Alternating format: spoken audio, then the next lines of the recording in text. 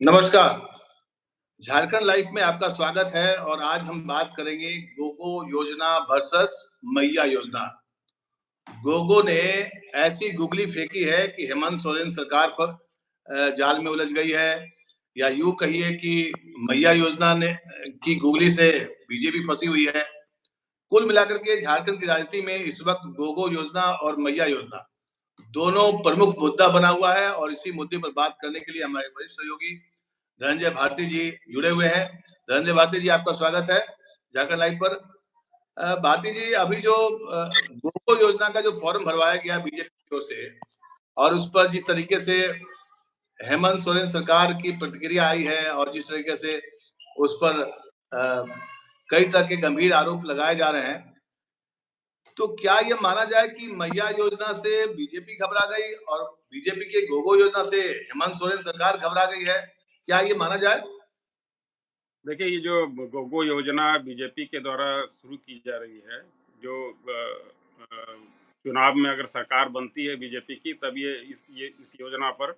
इस योजना का लाभ लाभुकों को दिया जाएगा, ऐसा आश्वासन। ये जो झारखंड सरकार की मुख्यमंत्री मैया योजना, उसके जवाब में ये बीजेपी के द्वारा ये प्रस्ताव लाया गया है, गोगो योजना की। अब इसमें 2100 रुपए प्रति माह लाभुक को देने की बात की जा रही है। इसके लिए जगह-जगह फॉर्म कार्यकर्ताओं के द्वारा फॉर्म फिलअप कराया जा रहा है। अब सरकार की तरफ से सभी जिला उपायुक्त के द्वारा बाज़ाब्ते आधिकारिक रूप से पत्र जारी कर लोगों को सावधान किया जा रहा है कि ये ऐसी कोई योजना नहीं है और ये कोई आधिकारिक योजना नहीं है, इसलिए इससे जुड़ने से आप आधार पर सोच करके तब इसे हैं। इसके लिए सरकार भी जिम्मेवार नहीं है। ये जो योजना अभी चल रही है, मुफ्त योजना है, इसके तहत लाभुकों को पैसा दिया भी जा दूसरा तो दिया जा रहा है। तो कंट्रोवर्सी सही है इससे। ये जो सरकारी योजना अभी चल रही है, उस बीच में अभी आपकी सरकार यहाँ पर नहीं है। आप इस तरह से योजना लाने की बात करके और फॉर्म फिल अप करा रहे हैं, लाभुकों का लिस्ट तैयार कर रहे हैं। तो इससे एक तरह से कंट्रोवर्सी पैदा होगी। लाभुक को खुद पता नहीं चलेगा कि ये मैया योजना की का पैसा उसको मिल रहा है कि ये गोगो योजना का पैसा उसको मिल रहा है। तो ये पैदा हो इसके लिए सरकार के स्तर से ये प्रयास किया गया है कि आधिकारिक रूप से इसको अभी कहा जा रहा है उपायुक्तों के द्वारा कि इस योजना से अभी नहीं जुड़े, क्योंकि ऐसा कोई आधिकारिक योजना भी है नहीं सरकार के द्वारा। लेकिन भारती जी, ये तो विशुद्ध एक तरह से राजनीतिक हथकंडा है ना। देखिए, राजनीतिक अभियान में, राजनीतिक चुनाव के दौरान में ये सब वादे किए जाते हैं। सिर्फ इसमें मामला इसलिए ज्यादा है कि, या यूं कहिए कि अगर बीजेपी जिस तरीके से आक्रामक तरीके से इस बात को बोल रही है कि आप उन अधिकारियों को चेता दीजिए कि आप हेमंत सोरेन की सरकार के चक्कर में मत पड़िए, सरकार बदलेगी, एक तरह से धमकाने की बात हो रही है। लेकिन सवाल ये है कि जिला के जो उपायुक्त होते हैं या जिला के अधिकारी होते हैं, उनको राजनीतिक मुद्दों में तो नहीं लाने की कोशिश की जाती है, रही है, ऐसी परंपरा रही है। अब देखिए, हेमंत सोरेन की सरकार की जो योजना है मैया योजना, जिसके बदले में गोगो योजना आई है, तो मैया योजना के जो लाभुक हैं, जो मैंने जो लाभ लिए हैं, उनका वीडियो तो मैं देखता हूँ रोज। हर एक कलेक्टर जो है, हर एक जिला का डीसी जो है, एक लाभुक का वीडियो पोस्ट करता है कि हमें इतना फायदा हुआ, हमें ये फायदा हुआ। अब जाहिर सी बात है कि जब आप सरकारी तंत्र का इस्तेमाल करेंगे, तो बीजेपी पीछे कैसे रह सकती है? तो इसमें गलत क्या है? देखिए, ये सरकार जिसकी है उसके जो भी अधिकारी हैं सरकार के स्तर से, उनके प्रतिनिधि सरकार का प्रतिनिधित्व करते हैं। तो सरकार की जो योजना है, जैसे मुख्यमंत्री मैया योजना सरकार की योजना है, इसको प्रमोट करना या इसके बारे में लोगों तक बात पहुंचाना, ये अधिकारी का कर्तव्य होता है। अधिकारी अपना कर्तव्य करते हैं। लेकिन अभी जो गोगो योजना है बीजेपी की, अभी यह सरकार बीजेपी की यहाँ पर है नहीं। ये इसको एक पॉलिटिकल हथकंडा मान लिया गया है कि ये इसको एक गिमिक मान लिए, पॉलिटिकल गिमिक है ये, कि हमारी सरकार हम गोगो योजना के तहत 2100 रुपया प्रति लाभुक को देंगे। तो इसके लिए फॉर्म फिलअप कराना और जगह-जगह जाकर के गाँव में कार्यकर्ताओं के द्वारा लोगों को दिग्भ्रमित करना एक तरह से कर सकते हैं। तो ये इससे एक भ्रम की स्थिति पैदा होती है। वो इस लेकिन वजह आप, से भारती जी, मेरा एक सवाल आपसे ये है कि देखिए, चुनाव के वर्ष में चुनाव के अंतिम वर्ष में आपने मैया योजना लाई, जाहिर सी बात है, तकनीकी रूप से इसे सरकारी योजना कर सकते हैं हम लोग। लेकिन अगर आप चुनाव के साल में अब तकनीकी बातों को छोड़ दिया जाए तो विशुद्ध रूप से एक राजनीतिक कदम है, राजनीतिक प्रयास है ताकि सरकार हमारी दोबारा बने। बीजेपी का सिर्फ फॉर्म बांटना और उसके लिए अधिकारियों को कहना कि ये गलत है, योजना का फॉर्म भरवाना अभी तो साफ-साफ उस फॉर्म में लिखा हुआ है कि ये जब हमारी सरकार आएगी तब हम ऐसे पैसा देंगे। इसमें कानूनी रूप से मुझे नहीं लगता कि कोई दिक्कत होनी चाहिए। नहीं, एक तरह की भ्रम की स्थिति पैदा हो गई। देखिए, राजनीति तो हर चीज़ में है, सरकार की कोई भी योजना होती है उसके पीछे राजनीतिक लाभ प्रयास होता ही है। चाहे ब बीजेपी शासित राज्यों में भी अगर इस तरह की योजना चल रही है, तो वहाँ भी राजनीतिक लाभ की बात होती है। झारखंड में अगर झारखंड सरकार इस तरह से मुख्यमंत्री मैया योजना चला रही है, तो स्वाभाविक है कि उसको भी राजनीतिक लाभ लेने की आधी आबादी है, उसको एक तरह से इन्फ्लुएंस करने की बात होती है कि वो सरकार की योजना से अगर लाभ होगा तो सरकार को उसका लाभ मिलेगा। चुनाव के तौर पर वोट के तौर पर उसका लाभ मिलेगा। ये तो सभी सरकार करती है, जो बीजेपी शासित राज्य हैं, वहाँ भी ऐसा हो रहा है, इस तरह की योजना चल रही है। लेकिन जब अभी आपकी सरकार नहीं है यहाँ पर, तब फिर आप अगर इस तरह से ऑफेंसिव होकर के और फॉर्म फिल अप करवा रहे हैं और लोगों को समझा रहे हैं कि भाई ये जो गोगो योजना है, ये मैया योजना से अच्छी है, उससे ज़्यादा इसमें पैसा मिलेगा। मैया योजना में 1000 मिलता है, हम आपको 2100 देंगे। तो ये एक तरह से वोटर के बीच में या लोगों के बीच में या महिलाओं के बीच में एक भ्रम की स्थिति पैदा करने की बात है। स्वाभाविक है, बीजेपी अपना राजनीति कर रही है, जेएमएम भी अपना राजनीति कर रही है। राजनीतिक लाभ लेने का दोनों स्तर से प्रयास हो रहा है। लेकिन इसमें एक राजनीतिक जो चीज छुपी हुई है जो मुझे दिखाई पड़ रही है कि देखिए, पहले हेमंत सोरेन सरकार को भ्रष्टाचार के मामले में आरोप में उसको केंद्र बिंदु में रखा गया था। आज देखिए, राजनीति का मैंने इस मामले में हेमंत सोरेन थोड़े आज की 20 साबित हो गए हैं कि मैया योजना ला के पूरा राजनीतिक विमर्श जो है चुनाव के साल में, चुनाव जब बिल्कुल मुहाने पर है, ऐसे में आप बात कर रहे हैं मैया योजना की और उसके एवज में ला रहे हैं योजना, तो इसमें मुझे लगता है कि एक बहुत बड़ी सफलता है हेमंत सोरेन की कि उसने अपने पूरे राजनीतिक विमर्श को, झारखंड में जो राजनीतिक विमर्श होता था पहले कि हॉर्स ट्रेडिंग होता है, भ्रष्टाचार का खान है, तमाम है, ये है, वो है, उसको मैया योजना मतलब योजनाओं को लाकर टिका दिया गया है। एक तरह से हेमंत सोरेन की एक सफलता मानी जाए, उसको ये मैंने अचीवमेंट है। ये भी एक इसको कहिए कि राजनीतिक हथियार के रूप में इसको यूज़ किया जा रहा है कि चूँकि चुनाव है, किसी भी समय चुनाव घोषणा हो सकती है और उसका लाभ आप देखिए कि जिस तरह से गरीब कल्याण योजना केंद्र सरकार द्वारा चलाई जाती है, 80 करोड़ लोगों को मुफ्त में बना दिया है। उसका लाभ क्या केंद्र सरकार को नहीं मिल रहा है?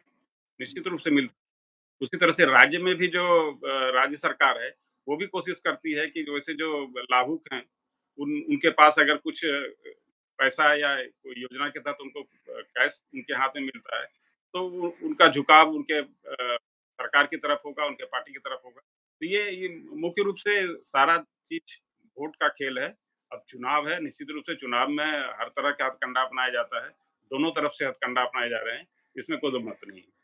तो गोगो योजना का जो फॉर्म जिस तरीके से भरवाया जा रहा है, तो क्या लगता है कि इससे इसका भी असर पड़ेगा चुनाव में या मैया योजना ज़्यादा कारगर साबित होगा? आपका आकलन?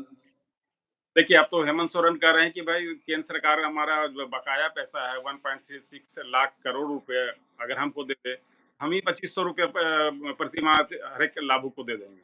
ये भी अब एक चाल हेमंत सोरेन चल रहे हैं कि हमारा बकाया राशि अगर दे देती है केंद्र सरकार, तो हम ही 2500 रुपए प्रति माह दे देंगे। तो ये एक तरह से सहमत का खेल चल रहा है इस योजना को लेकर के। अब ये इसका असर ये जो गोगो योजना है, ये कितना उसको डैमेज कर पाएगा जो मुख्यमंत्री मैया योजना है झारखंड में, ये तो समय बताएगा लेकिन ऐसा लगता नहीं है क्योंकि सरकार जिसकी है, लोगों का विश्वास सरकार के ऊपर रहता है कि सरकार की योजना है तो हमको सरकार के स्तर से पैसा मिलेगा। अभी चूँकि सरकार बीजेपी की नहीं है, कल बीजेपी की सरकार अगर बन जाएगी, तो निश्चित रूप से ये मैया योजना के जगह वो गोगो योजना उसका जगह रिप्लेस कर देगा। लेकिन अभी चूँकि सरकार आपकी नहीं है, तो एडवांटेज तो जेएमएम को है, उसकी योजना को है, निश्चित रूप से। मतलब मैया योजना जो है इसमें जो सबसे बड़ी बात है कि आपको याद होगा कुछ दिन पहले तक, आज से 6 महीने साल भर पहले तक भूमि घोटाला, खनिज आवंटन घोटाला, इन सब चीजों में झारखंड सुर्खियों में बना रहता था।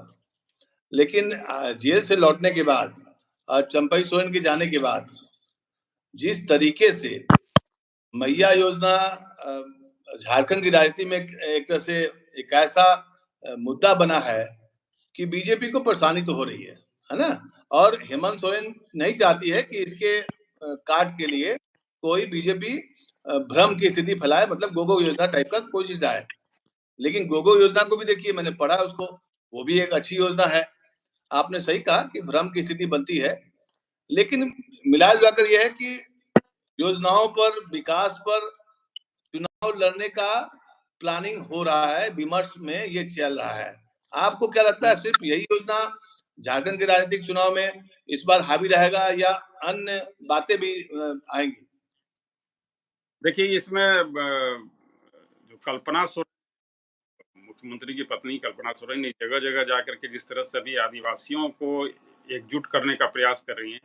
28 से 30% आदिवासी आबादी है, तो ध्यान अभी जेएमएम का या जो महागठबंधन की सरकार है, वो इस तरफ है कि जो आदिवासी वोट है, वो इंटैक्ट रहे, वो इधर-उधर नहीं जाए। बीजेपी का भी ध्यान इसी ओर है कि आदिवासी वोट को किसी तरह समेटा जाए। यही कारण है कि मधु कोड़ा जैसे लोगों को भी अपने पाले में ले आई है बीजेपी। चंपई सोरेन को अपने पाले में ले आई है। बाबूलाल मरांडी को अध्यक्ष बना दिया गया। तो सारा ध्यान इसी ओर है कि आदिवासी वोट जो है उस पर किस तरह से माने अपनी पकड़ बनाई जाए। और मुख्य रूप से जेएमएम का या कांग्रेस का भी यही है, यही दबाव है कि जो वोट बैंक है अपना इंटैक्ट, वो वोट बैंक, जेएमएम का जो वोट बैंक है, वो कांग्रेस का जो वोट बैंक है, वो उससे छिटके नहीं। जैसा कि अभी हरियाणा में हुआ, वोट छिटकने के का नतीजा ये हुआ कि हरियाणा में रिजल्ट इस तरह से आया। तो वो इस तरह से अभी ये लोग फूँक-फूँक के चल रहे हैं कि हमारा जो वोट बैंक है, वो इंटैक्ट रहे। अच्छा, हरियाणा चुनाव पर का जो रिजल्ट है, जो अप्रत्याशित तरीके से सब लोग मैंने उसको अप्रत्याशित मान रहा है, जबकि मैं मानता हूँ कि चुनाव का रिजल्ट होता है, जो जीता वो सिकंदर, उसको मानना पड़ेगा, एक्सेप्ट करना पड़ेगा। कहाँ खामियां हैं, अगर आप ईवीएम को लास्ट मोमेंट में अगर दोषी देते हैं, बताते हैं, तो ये आपकी कमजोरी है। अगर आपको खामी बताना था तो पहले बताते, जैसे आप नरेंद्र मोदी जी की पॉलिसी पर, कई सारी नीतियों पर आप हमेशा वार करते रहे हैं। चुनाव के समय में रिजल्ट आया, अप्रत्याशित तरीके से आया। हमने भी उस पर काफ़ी ये किया, आकलन किया। तो मुझे लगा कि इसमें मैनेजमेंट, जो चुनावी मैनेजमेंट है, वो बीजेपी की बहुत मजबूत है, इसमें दो राय नहीं है ना? हर वक़्त चुनावी मोड में रहता है। कितना असर पड़ेगा इस बार झारखंड के चुनाव में, ये जिस तरीके से उत्साहित है बीजेपी झारखंड में?